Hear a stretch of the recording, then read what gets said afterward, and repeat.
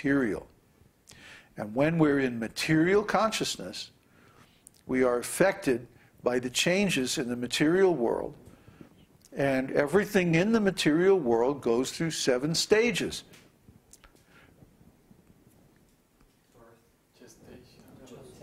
Conception. Conception. Something has to be conceived before it can exist. Whether it's an idea, or a body, or a design for something that you make, or whatever. It starts from the conception. It starts from an abstract. Okay? Then what? Gestation. It has to build. It has to generate. It has to go through a process of nourishment and growth until birth. Right. It comes out from the unmanifest stage into the manifest stage. Okay, then what? Growth, like childhood, youth, and then adulthood. And what happens in adulthood? Creation of byproducts. Creation of byproducts. In other words, work and reproduction. Anyone who's been married knows that those two things go together. The more you want to reproduce, the more you have to work.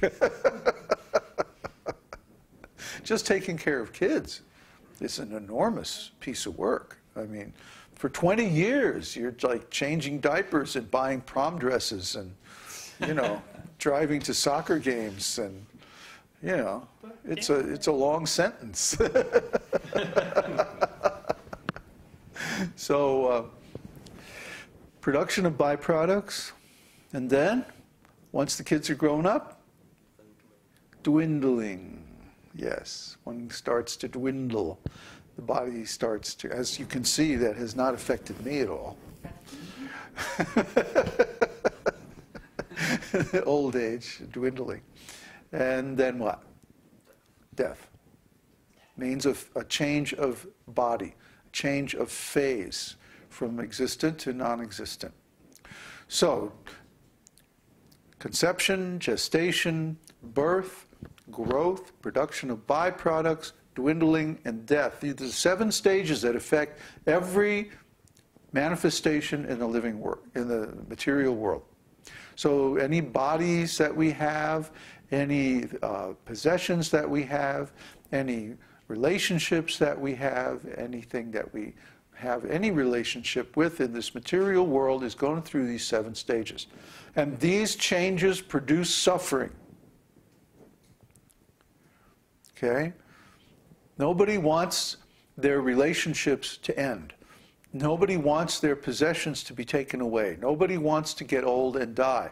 Nobody wants things to change. They all want to keep the stuff that they've worked for, and absolutely none of this is possible.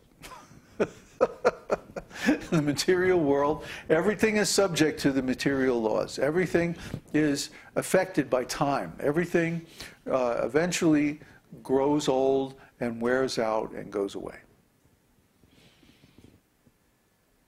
So even if we are operating in the mode of goodness, which we highly recommend, by the way, highly recommend that you eat in the mode of goodness, that you do everything you can in the mode of goodness, because this will lead to happiness and prosperity and health and strength and intelligence.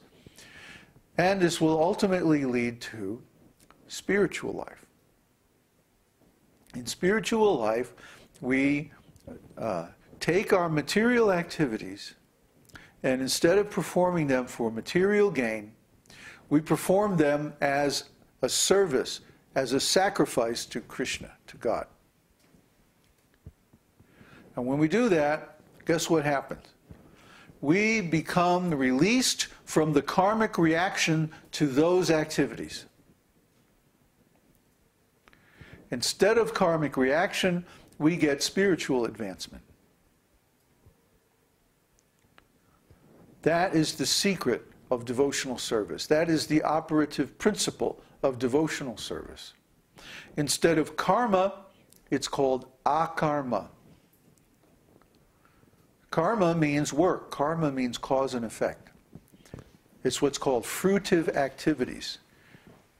All these activities in the material world are undertaken to produce some fruit, some result. Huh? Nobody does any work in this material world unless they want to get some result out of it, except the devotees. The devotees are performing activities that have no material result, like chanting the holy name, for example. What material result does that have? Some people think that we're crazy because we do that. Crazy like a fox. Because we chant these holy names, because we do so many other things that have no material results whatsoever, we are excused from the karma. Because all of these activities are done as an offering to Krishna. And ultimately, as described in the Nectar of Devotion, these kind of activities over a long period of time result in our developing love of Krishna. And when we develop love of Krishna, this transforms our consciousness from material to spiritual.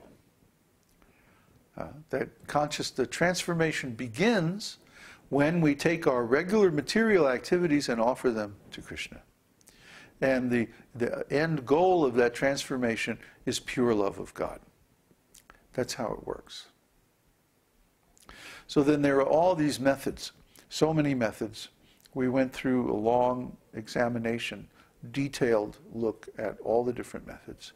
And also we looked at the offenses, the things that stop the methods from working, and how to overcome. Well, we didn't really talk too much about how to overcome the offenses. That might be another topic that we would want to go into at some point. But so far, the Nectar of Devotion has talked about once we reach the point where our intelligence has matured by the mode of goodness, to the point where we can see, okay, I want out of here. I don't want to be in the material world anymore.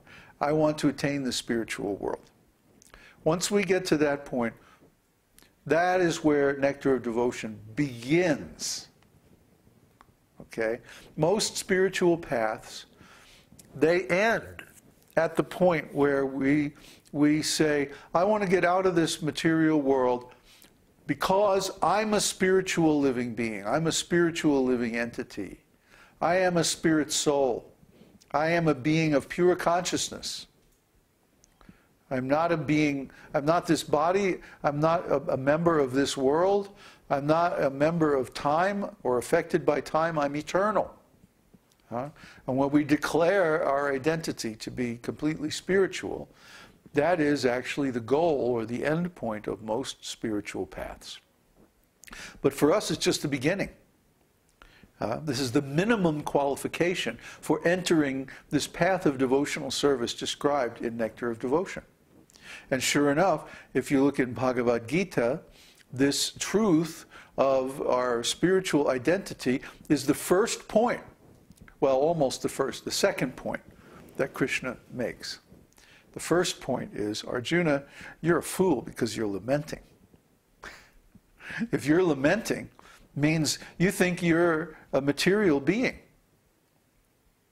Therefore, declare that you are a spiritual living entity, and this is the beginning of the solution to all of your problems. And then the next step is, in chapter 3, take this activity, all this material work that you've been doing, and offer it to the Lord.